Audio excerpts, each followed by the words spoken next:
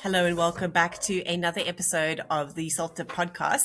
And I'm very excited to be interviewing Liane. Liane, have we changed surnames? Are we Cochrane in business or we Diache? You're going to have to let us know. Oh, So no, it's Cochrane in on screen. between. It's still in between. Yeah, but it's Cochrane legally, actually. As you can hear, Liane's recently gotten married, so that's why these questions are important. But she is the founder and owner of Lumeno, which is an amazing design studio, and we work very, very closely with her in the digital happiness realm of work. And to be honest, I think almost anything I do, I send Liane emails going, "Oh, can you just help with this? Can we do this?" And she's always able to assist.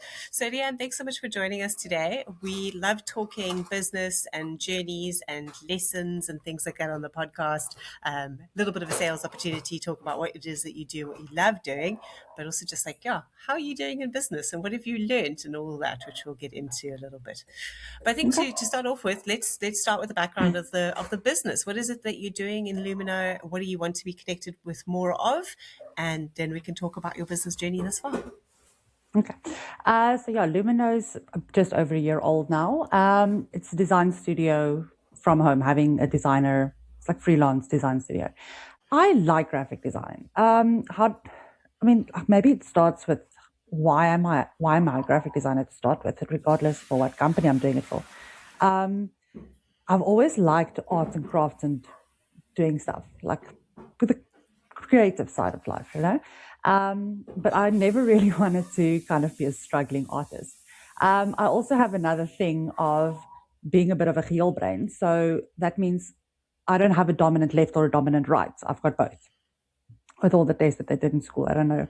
So I'm as logical as I am creative. And I like graphic design because you have to have both of them in order to have an end product. Because, it has to have a purpose. It has to be able to be executed in some way. So I've always loved that. And there's many facets of graphic design, many areas that you can specialize in. You can overlap them. The ones that I really like is packaging and print. It's quite niche in a world that is very digital. I feel like packaging and print is still very important. Packaging, especially, it's a tangible brand experience. It is your direct communication with the end user, and it has so many things that it needs to be able to comply with in order for it to be called a successful packaging. It's not just, oh, I'm going to make something pretty on the shelf. It has regulations. There are supply chain. There are procurement. There are so many things. You need to factory capacity, efficiency. Like there's so much that has to happen on top of, being on the shelf and customer, what is it, psychology and stuff. Yeah. It's a whole lot that goes into that. But I do like solving problems for people visually and go, oh, I want to be seen as this. Okay, let's do that. Oh, I want to communicate. It's almost like, I think I've made this analogy in my head, essentially like your business is like a person, right? And your brand is this, how this person dresses and how they speak and what they dress like, the shoes, the walk, they've got all of that. And every time you do something with the client, like talk with the client, like touch points, these are all communication places. And every single time that you communicate with these people, with your clientele, is a place for them to go, are you still the personality that I've expected you to be? So that consistency. And all of that is just, making sure that the communication is clear. What am I saying? Who am I saying it to? Where to say it? Falls a little bit more into marketing, but there's a lot of the design as well going, yes, I want to market, but you can't say 1,000 things, narrow it down. Or the process, almost like a funnel, the process of what a person goes through, hierarchy, essentially, if you have it on print. What do people read? If there's too much, they're not going to see it. Yeah. So you can over communicate. And then just that consistently, like, is the invoices I get from you matching the flyers, matching your website? Am I getting the same? Yeah. So that's essentially where I come in. Yeah. The overall experience. Nice. Yeah. I think that's so good. I mean, even though you're saying like, packaging in a digital world, I mean, even if you're online shopping, it's got to arrive in your hands and you've got to be able to handle it and work with it, and all those touch points are well thought through. And also, I think, I mean, we've met with business owners before where they're like, oh, they're building out this product and this is what it's going to look like. And you've then got to also always ask the question of, okay, well, are you in production already? And if not, sometimes they haven't even thought about what's possible or what is actually realistic as far as packaging is concerned. Because it's great to get this all wonderful good idea, but sometimes the execution of it can be a bit tricky. We've got somebody I spoke to recently who's in Australia, and he was very particular about his products. Have got an awesome bug spray, and he said he couldn't find a bottle that worked, and he actually went and sort of got into like the Chinese market and then gave them specifications. Like that's how focused he was on having the correct product for his correct bottle for his product, really, so that it would be delivered properly. No clumping, even distribution of spray, like all of these interesting Yeah, things that your he thought of. especially your mist sprayers seem to, yeah. Your the viscosity of the product versus the actuator that it goes through, yeah. It's quite a tricky one. But I mean, that brings up the other thing going, okay, depending on how big your business is, a lot of people have very small sales numbers for their products, but they're wanting to have all of these bespoke packaging. And you're like, okay, but you can't do that because at the end, everything still needs to be commercially viable, still needs to work Yeah, economically. So it doesn't help. You can spend as much money on your packaging, but if you can't cost that in, it's not going to work. yeah, So true. sometimes you do have those restrictions. I mean, a lot of the times packaging already starts with restrictions based on the product. Yeah. Or where you can get Um, it printed, what the print is able to help you with as a starting oh point. yeah. All of these different things. And Yeah. actually execution. I think the worst for me is sometimes when I go online and you look at packaging and you can see this beautiful packaging done. And all I'm thinking to myself is, you've never had a factory manager yell at you because like people had to pack thousands of these in like no time at all. And it's also finicky. Or going like, yeah, some people you just go like, you just need to walk about, but on the factory floor, it needs to be that practical. Yeah. Mm. I like But that it's because I fun think to that push that boundaries. yeah, no, but that's good. But I also really like that approach because at the end of the day, I think a lot of businesses like that. Like sometimes, we can forget to walk the factory floor, like you're saying, and go, what is the real Yeah. time experience? And you're busy making decisions, assuming it will all work, but not knowing, yeah, is the factory manager actually upset because, well, the brief is not working with the execution or whatever it might be. So I think Oh, that's yeah, you will a good never be approach. able to develop successful packaging without having everybody involved. And if you go to that extent, like having it fully tested throughout before you actually have a production run. If you've got machines, making sure that it runs on them. We've got a whole lot of clear, and then there's a way of checking, because there's always wastage on machine lines, but Mm. there's a percentage acceptable. Differs with everybody, because I mean, some people pack 10,000, some people pack like a million things a day. It really depends on the factory. But yeah, and then what it needs to adhere to. Absolutely, factory floor. But it's not just factory floor. You need to go factory floor, but also quality. You also need to go finance. You also need to go branding, marketing. It's everybody. Yeah. Where else? Palletizing. How does it come in? Brilliant. Is there any special stuff? Yeah, there's lots, but it's lovely. I love it. It is like 4D Sudoku. I love that 4D Sudoku. And also the Yeah, way it you're is. describing it. I mean, I think this in this area in particular, it's like graphic design almost on steroids. Because, like you're saying, it's not just okay, what's the design? And I mean, form follows function. That should be a standard graphic design Yeah. principle. I know it's not always executed like that out in the wild, and sometimes you're going, "What were you trying to achieve here?" But that's important. But at the same time, like, there's so many different key players that you're pointing out. So it's a very strategic business move when it comes to packaging and actually being able to work in that space. Yeah, absolutely. But it is. And It's business, it's it's very rewarding. good, yeah. And business itself, like you're saying, I mean, Lumino has been around for just over a year. Um, what have you really enjoyed about your business journey?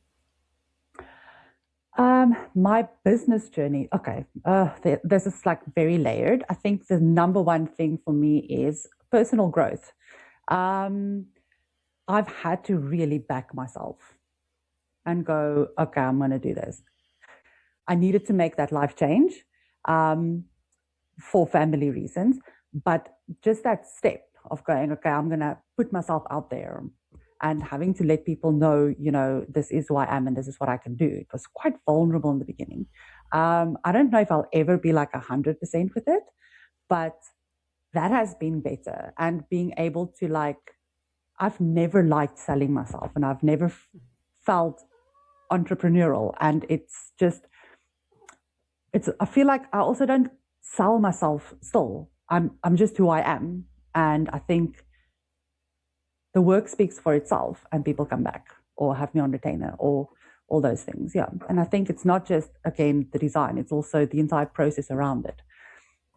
If anybody employs you, they're not just asking you to just make me that flyer. There is a problem, they don't want to solve it and they don't know how. And there's this almost mental capacity. It's like you're taking over the mental capacity and the brief. Like do that thinking. That's what you are good at. Go back.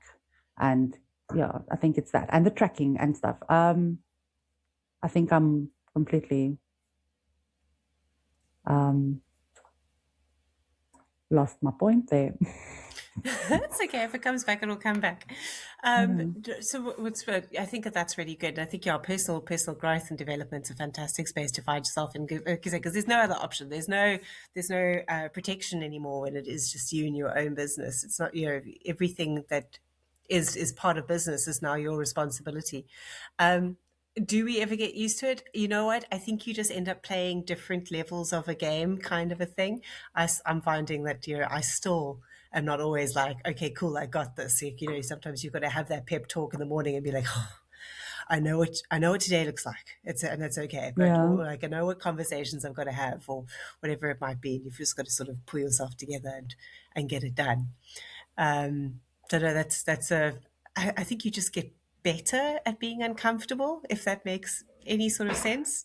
I think that makes a lot of sense. Yeah, you're just like, I'm going to be even I think my first response, you're like, you want to do this? And I'm like, okay, yeah, it scared me, so let's do it. That's life at the end, isn't it? Yeah, exactly that. I'm like, hey, do you want to do this thing? And she's like, well, it scares me, so I think we should. Best answer. Yeah. And I mean, that's, I think, the mentality that I want to have. I've been blessed with really good clients as well. Very lovely projects, not all that I can discuss out loud. But yeah, working on multiple brands has been another lovely point for me. I was doing one brand for such a long time, and you kind of get in a rut. Not even if you've wanted to, not if it's like intentional, I can say it like that. I have realized that. But being able to go there in different brands and it's so much more alive. It's like so much more happening with the same amount of energy that you're exerting. It's just, and I mean, it's really lovely. I've had some really cool feedback, and that's really where it also goes when I've done something for someone. They're like, oh, I'm actually proud to go and do this and use this. I'm like, oh, yeah, happiness. That's exactly what you're supposed to be doing. Yeah, I mean, wonderful feedback there. Yeah, I mean, and what I do day by day changes as well. So one day I'm helping someone with signage on their farm. Next day I've helped someone do fleet branding, and then I'm updating websites and I'm doing social media, and here's a video. It's lovely. I really like it. Yeah. Nice. I found the same as well, because before I started Digital Happiness, I was working in a space where I had two brands, and I found it at times quite mundane and a bit boring, because it was, like you say, I mean, there's almost just the checklist of items that you've got to run through, and every now and again there's maybe space for a creative thinking project when somebody has a new idea, but it's not as often as what you get with working across multiple brands. I find that it works for my brain to have a number of different problems to solve, rather than just, well, here's the same problem day in and day out. Yeah, pretty much. I've liked that. And then I would also say freedom, essentially. Being able to, where I used to work was quite corporate and quite far from where I live. So there's not a lot of options. And if you needed to get something done, I can now do that. I have that freedom, but it's not just, oh, I can get in my car or do whatever. It's more like my day is no longer blocked as concrete as it used to. I can do something in the morning, go do something else quickly, go there. And if I look at the end of my day, I've managed to do everything that I needed to do, and I've got the hours done. It's just more fluid. It's not as, well, I have to get this done. I've always luckily been quite good with time management and checking and these things, and I've got apps to help me, and I have to. And yeah, so I think that's worked for me, and it's made such a massive difference. Thinking about, going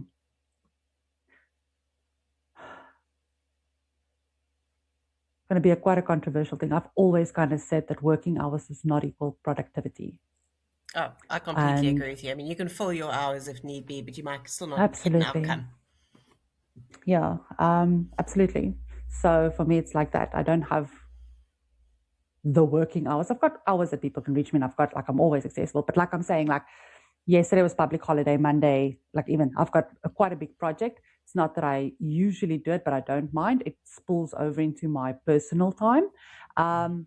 But it's done in such a way that I still had a weekend and I managed to do the work. I don't sit here and feel like, oh, I didn't have a weekend, or I have to work. I'm just going out of those states at the moment. But they're all quite level still. Does that make sense to you? No, it does, absolutely. And I think, I find the same. I mean, like you said, for a big part that Lumeno started because your family needed you in a different capacity than what you were able to be there when you were working corporate. And for me, one of my things is, 3 o'clock in the afternoon, when Luke, my son's, with me, that's when he gets picked up from aftercare. And that does mean, spending a bit of time then in the afternoon going, how are you? How's your homework? And those are technically business hours, but if the work is done, and also as the business owner, I can say, oh, okay, well, I'm going to answer my emails from 7 in the morning or until 6 o'clock tonight, and everything will get done. What's the problem? That's the most important thing. And spend the time with them when they needed the time. Not go, oh, I'm working right now. Hold on to that emotion until later tonight when I've got it for you. I can go, good, you need me now. Sometimes it's 10 minutes. Sometimes it's an hour and a half. I've got it. And I can pull it up. I can work around it. It's really not the end. That has been life-changing for me. Absolutely. Being able to do that. And also, I think what I also like about that is, sometimes when a family member, whether it's your child or somebody else, needs you, they need you. It's not like it's an everyday kind of thing as well. So, maybe there's a client meeting or so you need to move around, but also now you at least don't have to go and get permission and get sign off and leave and, sort of almost get like a bit of a negative, oh, why are you doing this to us now kind of a thing, which can happen just because, workflow is workflow. And if you're a manager, there's things that have to happen by a certain date. Yeah. It's not always meant personally, but sometimes it comes across as, and it just adds to that energy you now have to carry about the thing you're going to go help. And that maybe wasn't on your to-do list that morning or whatever it might be. Yeah. So good. All right. So I think some really lovely, some nice wins there that you've got and that you're enjoying in business. Has there been any sort of lessons that you've taken away from this first stint in business? Because you're about probably halfway to your first 1,000 days, which is a nice milestone for businesses to get to. So what does that mean? So the number of businesses that don't make it past 1,000 days is quite high. So there's always fall-off points in business. So the first 1,000 days, 1, then 5 years, then 10 years. And the percentage gets less and less. So, I think you're on a good track to be in a comfortable space. And so I'm thinking, what kind of lessons have you picked up in the last 18 months? Oh, just be yourself, first of all, which is a funny one for me. But I've come to realize that everybody that I've been speaking to, they just appreciate it when I'm just myself. How do I mean? I don't have that masking on that you would have working corporate, maybe. It's just that I'm just myself and this is what I'm thinking. Oh, other lessons. Speak, communication, very key. I've been quite lucky that a lot of my work is kind of ebb and flow. Like when this client has a lot of work, this one doesn't, and then suddenly it works like this. So it's never like I've had too much at the same time. It has happened now and again, and I think just like communication, people are very understanding. They just need to know to understand. So yeah, just playing open cards, I think, number one. I've always actually done that. Lessons that I have learned. Contracts are important for certain That's a big things. one. Yeah. Yeah, luckily, not a massive lesson, but that a lesson nevertheless. Um, And luckily, one of those that you can learn once and now, yeah, implement, and you won't have that and just problem again, which is important. that's the other thing, and I think that's a lot. Like experience doesn't just mean experience. Experience means like the chances that you've had to encounter certain issues within this line and overcome them, and that is your experience as well. Um, so yeah, I mean, there's a lot that I have had to learn. I have been shouted at by factory managers. I know. um, Other lessons, not entirely sure. Oh, those are some good ones there, though, as well. And like you're saying, like almost that experience is big. And I think becoming a business owner, there's a different level of experience that comes to light because you and I think this is typical of a lot of people who start businesses. You tend to start it in something that you're really good at or you're passionate about, and you're like an area specialist in that. Once you've been working a while, not if you've just come straight out of varsity and gone, right, I've got the book knowledge. So yeah, there's book knowledge. There's Exactly. then the learned experience in your field, and then there's the okay, here's the business owner responsibility. And I think there's not a lot that can prep you for that. It's only when you really start talking to people and engaging with them that you start gathering what those skills are. And it's a lot more than what we just learn in our specialist space. No, that is very true. Yeah, luckily I've had a couple, and like I knew, I think, walking into this when I had to do it, I was like, okay, I don't know everything about everything. And luckily, my brother, who's accountant, he could help me with the things that I didn't know about. So he made that part of like starting a business that was very kind of daunting. He made that actually quite easy, and I'm always grateful for that. Yeah, other lessons. It's not a lesson, but what I have learned, which I feel like is actually quite important, especially in this sphere and working with so many other small to medium businesses and the businesses that I'm meeting through the networks, is there's abundance. There's abundance. And how do I say this? Like, how much you want to take of it is up to you. I don't feel like there's a scarcity, like there's no scarcity mindsets or anything enough. There's enough for everyone to thrive. Absolutely. So that's one thing that I've learned. Like, I mean, don't know where it came from, like just like always thinking, oh, there's not enough. And then going out there and going, actually, don't know if people have There's actually looked, plenty. but there's plenty going, and there's plenty for everyone. And it's so lovely. And realizing that when you lift up the people around you, you're all being lifted up. So every client that you help, you're not just helping the client, you're helping the bigger picture as well, and who that client can now help because you've been able to help him with that. And it's always kind of ripple effect like that. And I really enjoy seeing that. And then just like people that you meet, the people that I've met and worked with, again, it might be because that I'm really blessed, but like really, really, really cool people, and all like specialists in their field, very happy to tell you everything that you want to know. And so far, I've been really respected as the graphic designer. Where I can go, cool, this is the design. I wouldn't just go blindly. Will always explain my thinking behind stuff. But yeah, so far everybody's been like, absolutely get it, go do it. And Wonderful. I mean, that I'd never realized, like that actually helps a lot with almost like the job satisfaction feel that you Yeah, need yeah. your day. But like, I think I am still making a difference. Yes, there's value. I think that's what it is. I'm not sure. yeah, no, but I think that's a good point, and I find at the end of the day, especially because you've got experience and knowledge, and you're in a position of authority with being a business owner, people are willing to listen to what you have to say because they're typically, yes, they're looking for something to happen. At the end of the day, they're paying for work, but they also want expertise. They want rather tell me now that it's not going to work and I don't waste money on it than me learning the hard way. And I think that that's a really lovely space to be collaborating in business. Okay. Yeah. Exactly. Nice. It's And like for yourself, What do you do to fill up your tank other than working? um, oh, it's a couple. I don't know. I don't actually know. Like, I don't have like this big hobby thing that I do. I just have like these lots of little things that I do. I think, like during the day, I will go out into my garden and I will look out at stuff and look at the trees and and praat met die plantjies. That's one thing. It just will, Good.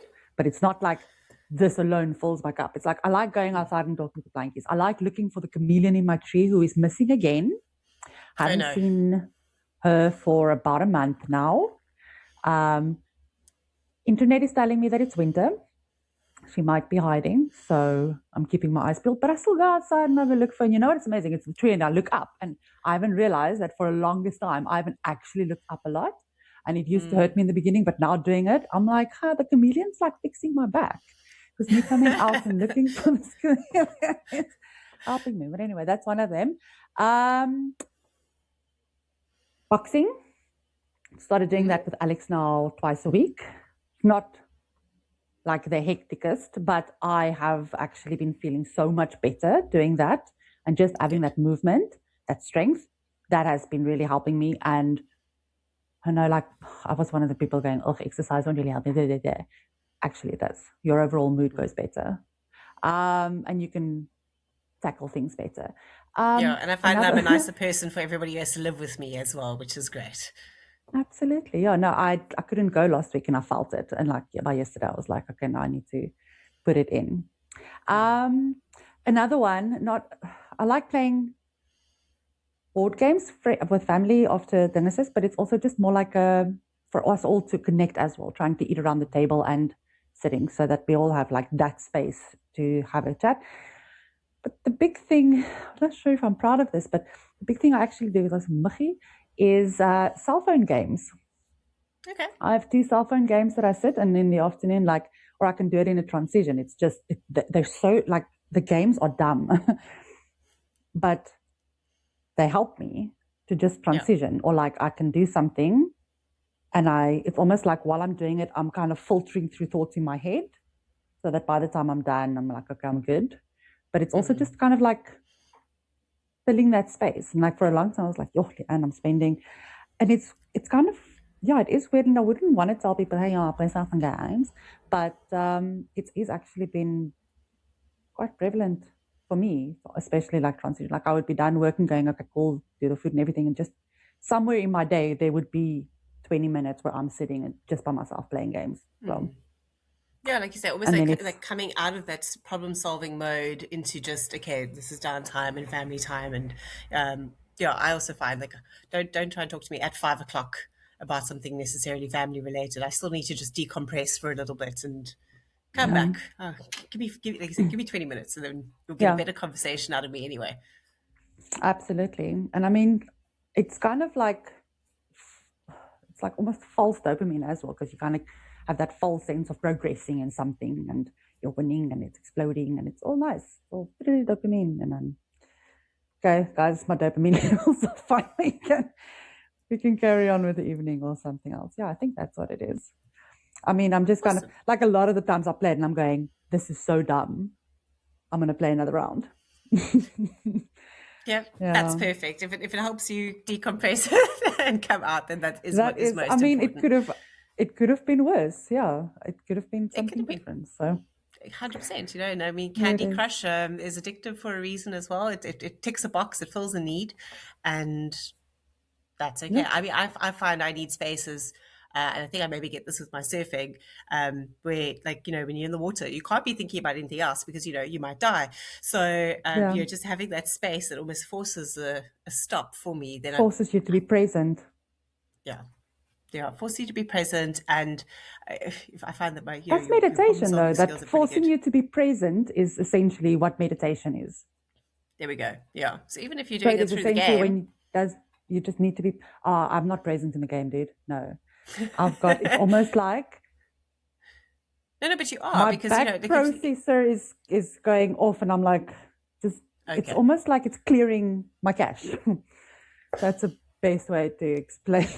I think that's I don't I think know. that that's really good. I mean, I've had a day where surfing was just not going right at all, and my coach was like, "What is wrong with you? Like, you can normally stand on a board. What's going on?" I'm like, "I don't know." And he just looked at me and he went, "Just close all your tabs in your head." Because this is now Yes. not the space for it. So I think, yeah, so maybe that's it. It closes the tabs in that sense. And like you said, just the Yeah. clearing of the cache is also important. Yeah. I love that. That's That's good. that's what it well, that's what it feels like, I think. Yeah. Oh, oh, fair enough. Yeah. Making Good. All right. So if you are like wondering about the kind of work that Liane does, you actually can go and check out the Digital Happiness website, so digitalhappiness.co.za. That is a product of her love, and it will give you a really good sense of how she puts things together. Of all the time we've been in business, it is our most complimented website to date, which has been brilliant. A lot of people have said that it really makes them feel happy, and obviously with happiness being one of our core words, that was the goal. So that would be a really good space for you to get an idea. But also lumeno.co.za is Liane's website. You can find her on social media as well. And if you ever need a reference check, you know where to find me, and we can have a further conversation. So there we go. Just to finish off properly, the dogs are always part of the talk. Liane, thank you so much for joining me today and for sharing some of your business journey thus far. Thank you, Tamsin. Thank you for having me. This has been new and wonderful. Thank you. Okay.